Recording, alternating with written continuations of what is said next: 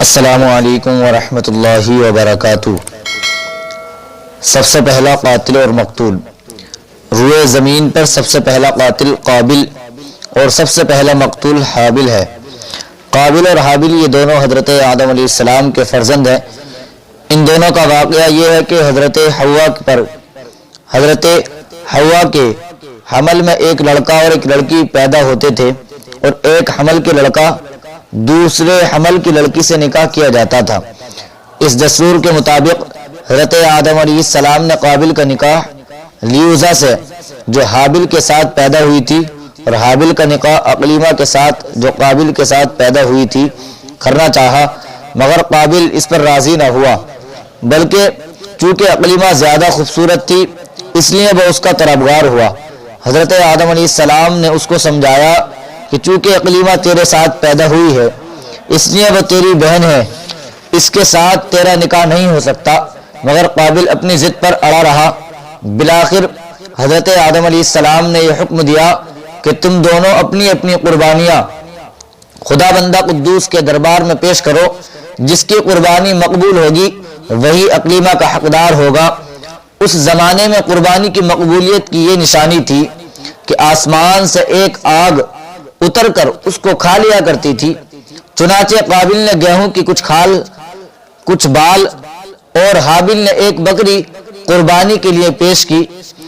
آسمانی آگ نے حابل کی قربانی کو کھا لیا اور قابل کے گیہوں کو چھوڑ دیا۔ اس بات پر قابل کے دل میں بغض و حسد پیدا ہو گیا اور اس نے حابل کو قتل کر دینے کی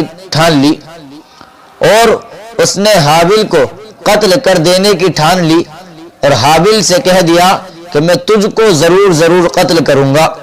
حابل نے کہا کہ قربانی قبول کرنا اللہ تعالیٰ کا کام ہے اور وہ متقی بندوں ہی کی قربانی قبول کرتا ہے۔ اگر تو متقی ہوتا تو ضرور تیری قربانی قبول ہوتی۔ ساتھ ہی حابل نے یہ بھی کہا کہ اگر تو میرے قتل کے لیے ہاتھ بڑھائے گا تو میں تجھ پر اپنا ہاتھ نہیں اٹھاؤں گا، کیونکہ میں اللہ سے ڈرتا ہوں۔ میں یہ چاہتا ہوں کہ میرا اور تیرا گناہ دونوں تیرے ہی پلے پڑے اور تو دوزخی ہو جائے، کیونکہ بے انصافوں کی یہی سزا ہے۔ پھر آخر قابل نے اپنے بھائی حابل کو قتل کر دیا۔ بوقت قاتل حابل کی عمر 20 برس کی تھی، اور قتل کا یہ حادثہ مکہ مکرمہ میں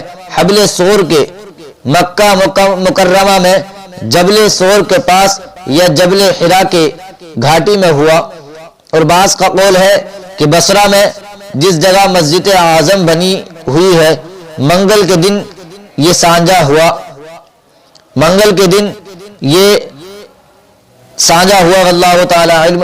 روایت ہے کہ جب حابل قتل ہو گئے تو 7 دنوں تک زمین میں لرزہ رہا، 7 دن تک زمین میں زلزلہ رہا، اور وحوش و طیور اور درندوں میں از طرب اب اور بے چینی پھیل گئی، اور قابل جو بہت ہی گورا اور خوبصورت تھا، بھائی کا خون بہتے ہی اس کا چہرہ بالکل کالا اور بدصورت ہو گیا، اور حضرت آدم علیہ السلام کو رنجیدہ فرق ہوا، یہاں تک کہ حابل کے رنج و غم میں 100 برس تک کبھی آپ کو ہنسی نہ آئی۔ اور سریانی زبان میں آپ نے حابل کا مرثیہ کیا، جس کا عربی اشعار میں ترجمہ یہ ہے کہ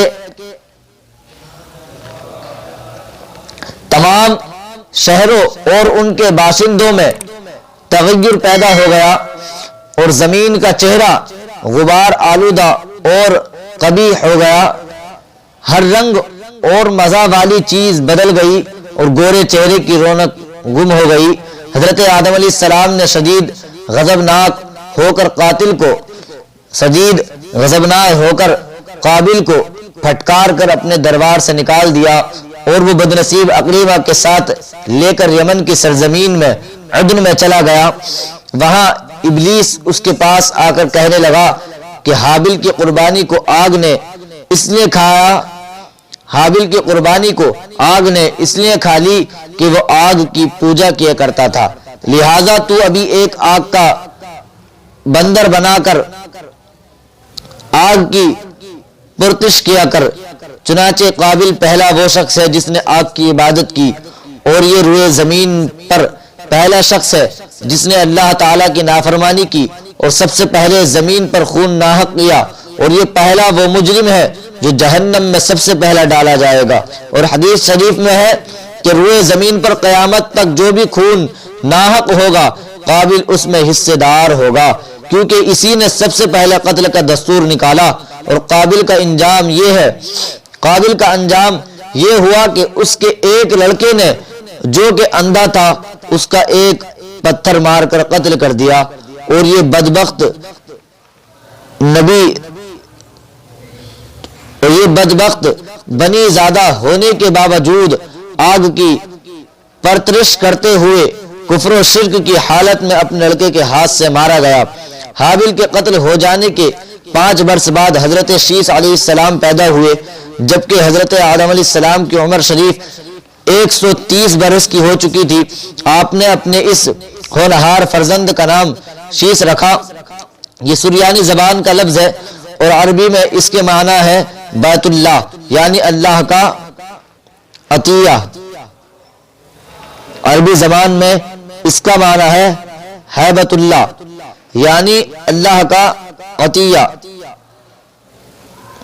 हजरत आदम अलैहिस्सलाम ने 50 सफीहे जो आप पर नाजिल हुए थे, हजरत आदम अलैहिस्सलाम ने 50 सफीहे जो आप पर नाजिल हुए थे, उन सब की हजरत शीस अलैहिस्सलाम को तालीम दी और उनको अपना वसी खलीफा और सज्जाद नसीन बनाया, और उनकी नस्ल में खैर बरकत होने की दुआ मांगी। हमारे हुजूर खातमुन नबीयीन सल्लल्लाहु तआला अलैहि वसल्लम उन्हीं हजरत शीस अलैहिस्सलाम की औलाद में से हैं। इस वाक़े को कुरान करीम में अल्लाह ताला ने इस तरह बयान फरमाया है कि और ए पैगंबर उन्हें पढ़कर सुनाओ आदम के दोनों बेटों की सच्ची खबर। जब दोनों ने एक एक कुर्बानी पेश की तो एक की कबूल हुई और दूसरे की नाकबूल हुई, तो वो बोला कि मैं तुझे कत्ल करूंगा, तो वो दूसरे ने कहा कि अल्लाह उसकी कबूल फरमाता है जो मुत्तकी हो, और अगर तू मुझे कत्ल करने के लिए अपना हाथ बढ़ाएगा तो मैं अपना हाथ तुझ पर ना बढ़ाऊंगा। मैं खुदा से डरता हूँ, मैं तो ये चाहता हूँ कि मेरा और तेरा गुनाह दोनों तेरे ही पल्ले पड़े।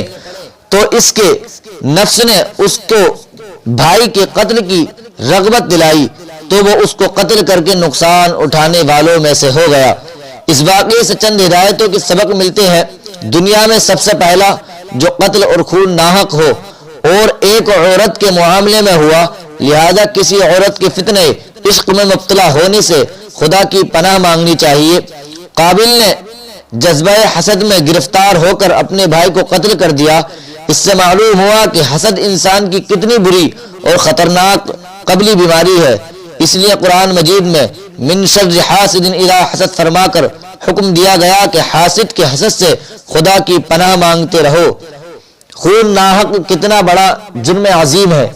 इस जुर्म की वजह से एक नबी का फर्जंद अपने बाप हजरत आदम अलैहिस्सलाम के दरबार से राइंदा दरगाह होकर कुफ्र शिर्क में मुब्तला हो गया, और क़यामत तक होने वाले हर खून नाहक में हिस्सेदार बनकर अज़ाब जहन्नम में गिरफ्तार रह गया। और चौथा दर्स हमको ये मिलता है कि इससे मालूम हुआ कि जो शख्स कोई बुरा तरीका ईजाद करे तो क़यामत तक जितने लोग उस बुरे तरीके पर अमल करेंगे सबके गुनाह में वो बराबर का शरीक और हिस्सेदार होगा।